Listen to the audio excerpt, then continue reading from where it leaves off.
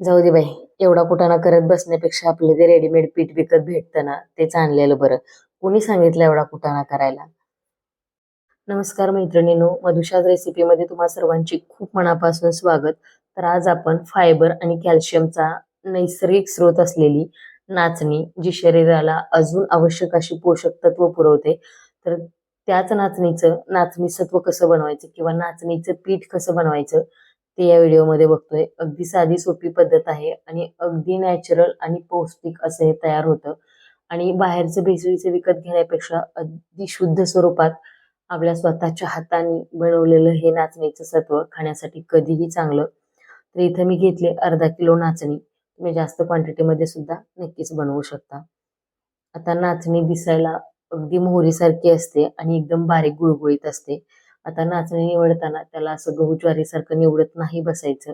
आता हे मी डीमार्ट मधून आणले, त्याच्यामुळे याच्यामध्ये इतके काही घाण नाहीये. तर छोटी पुरणाची चाळण असते, त्याच्याने नाचणी व्यवस्थित चाळून घ्यायची. म्हणजे छोटे कडे कचरा जो काही असेल तो पूर्णपणे निघून जातो. आता 2 पाण्याने नाचणी व्यवस्थित स्वच्छ धुवून घेतली आणि त्याच्यामध्ये पाणी घालून दिवसभर असो किंवा मग रात्रभर 7 ते 8 तासासाठी तुम्ही याला छान अशी भिजवून घ्या. आता तुम्हाला इथं व्हिडिओमध्ये दिसते 7 ते 8 तास मी नाचणी छान अशी व्यवस्थित भिजवून घेतली आणि आता ही आपण एका चाळणीवरती काढून घेऊयात. प्रोसेस थोडीशी लेंदी आहे, पण जितकं तुम्ही 8 तास कराल ना, तितकंच तुम्हाला नॅचरली सुद्धा भेटेल. आणि तुम्ही जर लहान मुलांसाठीच हे सत्व बनवत असाल, तर ही पद्धत नक्कीच वापरा. मी तर म्हणेन लहान असो किंवा मोठ्यांसाठी असो, जर तुम्हाला तुमच्या शरीराला याच्यामधून काहीतरी भेटतंय, जे की पूर्ण नॅचरली आहे, त्याच्यासाठी थोडासा अट्टाहास केला तर काही इतका जास्त फरक पडत नाही. बाहेरचं भेसळीचं अन्न खाण्यापेक्षा घरी थोडासा त्रास घेतलेला कधीही चांगला.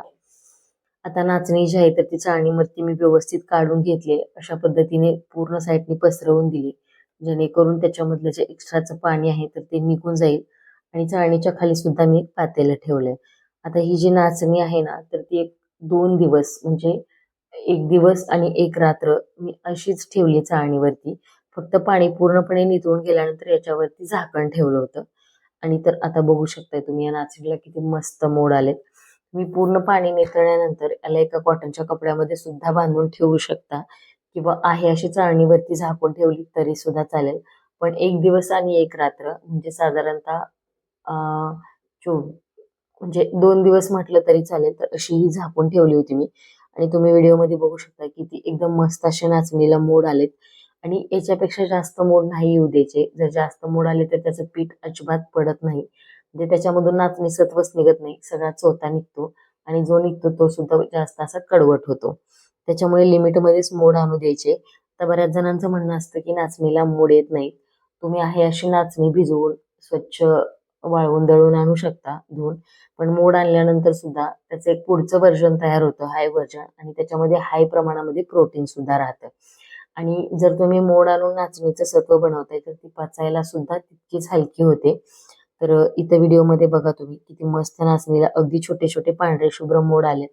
अजूनही नाचणी ओली आहे, त्याचे गट्टू झालेत मोड आल्यामुळं. आता मी हे व्यवस्थित फोडून घेते आणि 1-2 दिवस हे उन्हामध्ये असंच वाळवून घ्यायचं. तुमच्याकडे ऊन नसेल 3 ते 4 दिवस तुम्ही सावलीमध्ये छान असं वाळवून घेतलं तरी चालेल. आता सिटीमध्ये राहत असाल, बऱ्याच ठिकाणी ऊन येत नाही किंवा कुणाच्या घरात ऊन येत नाहीये. आणि आता आहे उन्हाळा, त्याच्यामुळे घरात सुद्धा खूप सारं टेम्परेचर आहे. अगदी 2 दिवसामध्ये सुद्धा सावलीला नाचणी अगदी खडखडीत वाळून तयार होते. आता हे गट्टू फोडून घेते आणि मी एका परातीमध्ये पसरून याला मी 2 दिवसासाठी छान असं ऊन देणार आहे. आता 1 दिवस मी उन्हात वाळवणार आहे, जे की आपल्या बाल्कनीमध्ये ऊन येतं तिथं. आणि 1 दिवस मी सावलीलाच फॅन खाली आहे असंच ठेवून देणार आहे. आता तुम्ही म्हणाल्या नाचणीच्या पिठापासून काय बनवायचं? तर नाचणीच्या पिठापासून तुम्ही याचे फुलके बनवू शकता.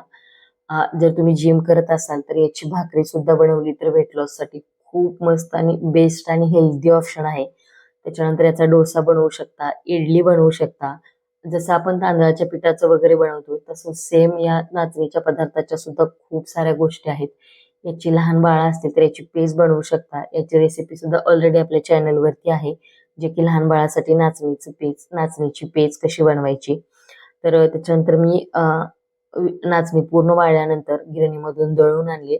तुम्ही आटा चक्कीमधून दळून आणा. त्यांना सांगितले की ते बरोबर दळून देतात.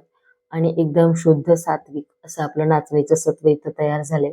तुम्ही कपड्याने वस्त्रगाळ करून वापरा किंवा किंवा आपल्या पिठाच्या चाळणीने चाळून वापरलं तरी सुद्धा चालेल.